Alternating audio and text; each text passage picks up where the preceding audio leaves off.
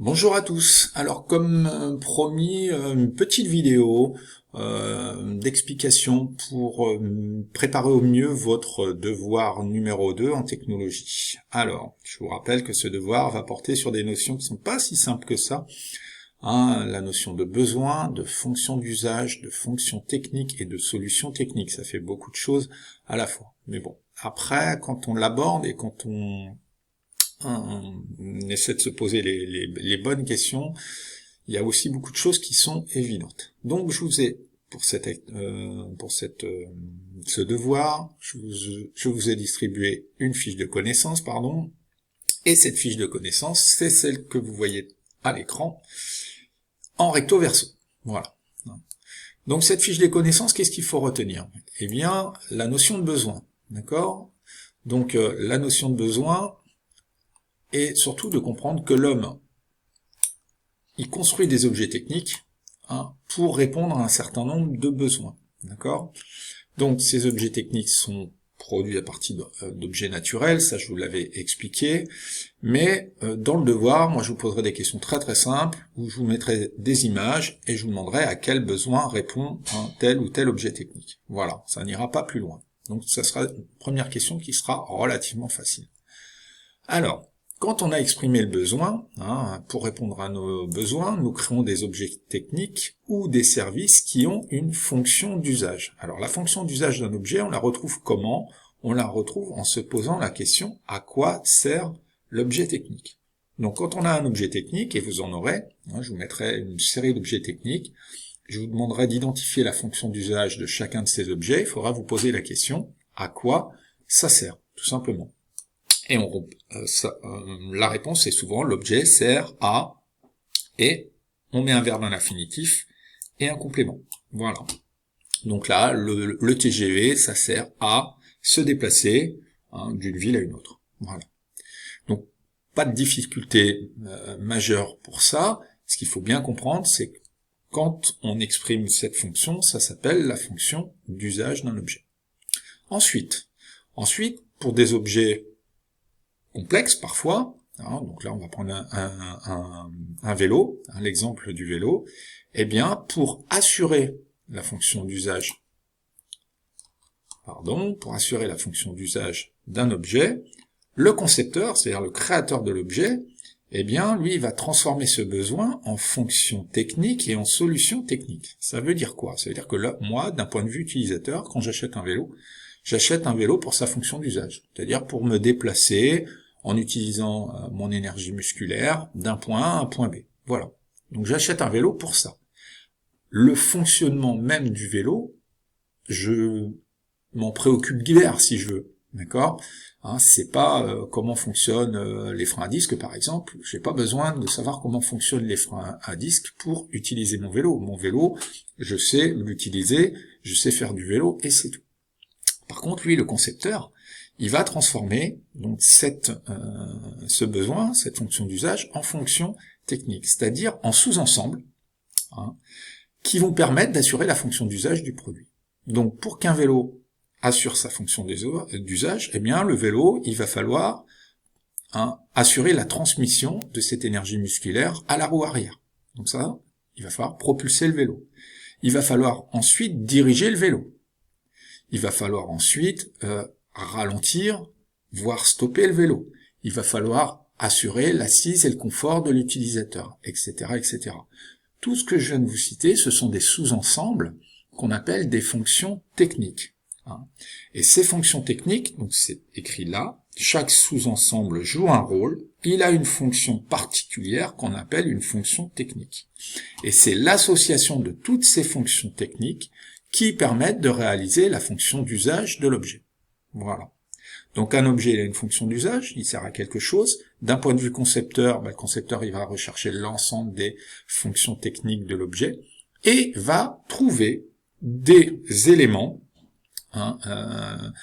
des pièces qui vont permettre d'assurer ces fonctions techniques. Et ça, on appelle ça des solutions techniques. Donc par exemple, pour le freinage du vélo, il peut y avoir plusieurs solutions techniques. Je vous ai mis 3 solutions techniques qui permettent d'assurer le freinage du vélo. Donc, Le plus classique maintenant, hein, ceux-là, je vais vous dire qu'ils ont presque disparu, hein, mais le plus classique maintenant, ce sont les freins à disque. Voilà, donc qui est une solution technique pour faire freiner le vélo. Donc l'ensemble des pièces liées au frein à disque, donc il y a la poignée de frein, il y a, allez, je vais rester simple, le câble qui va être relié à une sorte de mâchoire, et cette mâchoire va serrer le disque, et en serrant le disque, elle va stopper, hein, ralentir et stopper la roue. Voilà. Donc, moi, ce que je vous demande, c'est pas de comprendre le principe de fonctionnement du vélo, c'est pas ça du tout, c'est bien, sur cet exemple, hein, de comprendre un produit, il a une fonction d'usage.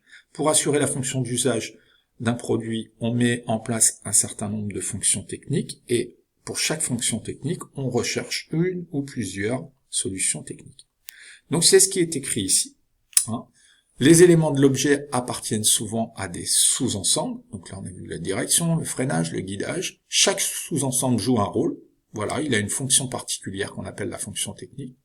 Et l'association de toutes ces fonctions techniques de l'objet, ça permet d'assurer sa fonction d'usage et de correspondre aux besoins et de faire en sorte que le consommateur achète le produit. Voilà. Alors, concrètement, dans le devoir, ça va se présenter de quelle manière? Eh bien, vous aurez des objets que vous ne connaissez pas. Hein, ce que je vous ai dit, les objets que vous allez devoir étudier, vous ne les connaissez pas à la base. Donc, il va bien falloir comprendre ce qu'est la fonction d'usage, la fonction technique et les solutions techniques. Donc là, je vous ai mis un petit exemple, ici, qu'on a fait en classe, hein, sur le type de questions que vous pourriez rencontrer durant le devoir. Donc par exemple, ici, hein, la fonction d'usage d'un objet, est-ce que ce sont les éléments, les pièces d'un sous-ensemble? Non, mais la fonction d'usage d'un objet, elle répond à la question à quoi ça sert. Voilà. Ensuite, deuxièmement, ça c'est des choses qu'il faut vraiment comprendre. Pardon, hop. La fonction technique d'un objet, eh bien, c'est la fonction particulière d'un sous-ensemble. Ce ne sont pas les éléments, hein, c'est la fonction particulière d'un sous-ensemble, et les solutions techniques, ce sont les éléments, les pièces d'un sous-ensemble. Si vous avez compris ça, ça ne va poser aucun souci pour le devoir. Alors il faut, le comprendre, le savoir, et deux, surtout bien le comprendre, d'accord ? Donc, quand je sais que la fonction d'usage répond à la question à quoi ça sert, quand je sais qu'une fonction technique, c'est une fonction particulière d'un sous-ensemble de l'objet, et quand je sais qu'une solution technique, ce sont les éléments, les pièces d'un sous-ensemble, eh bien, voilà le type d'exercice que vous pourriez avoir. Donc, vous avez un objet, le bateau, un moteur, par exemple, et il va falloir me mettre une croix, ici, dedans, pour m'indiquer quelle est la fonction d'usage, les fonctions techniques ou les solutions techniques de l'objet parmi la liste proposée. Donc, si je reprends mes connaissances, à savoir que la fonction d'usage, ça répond à la question à quoi ça sert, je vais me poser la question à quoi ça sert, et puis je vais essayer de trouver la fonction d'usage. Donc un bateau à moteur, ça sert pas à pouvoir flotter. Un bateau à moteur, ça sert à se déplacer sur l'eau. Oui, un bateau à moteur, effectivement, ça sert à se déplacer sur l'eau. Donc se déplacer sur l'eau, c'est la fonction d'usage d'un objet. Je vérifie les autres. Moteur et hélice, c'est pas la fonction d'usage. Transmettre l'énergie, non. C'est pas la fonction d'usage, ça sert pas à transmettre l'énergie. Et coque du bateau, ce n'est pas ça non plus. Alors, les fonctions techniques maintenant, ce sont des sous-ensembles, et c'est les fonctions particulières d'un sous-ensemble.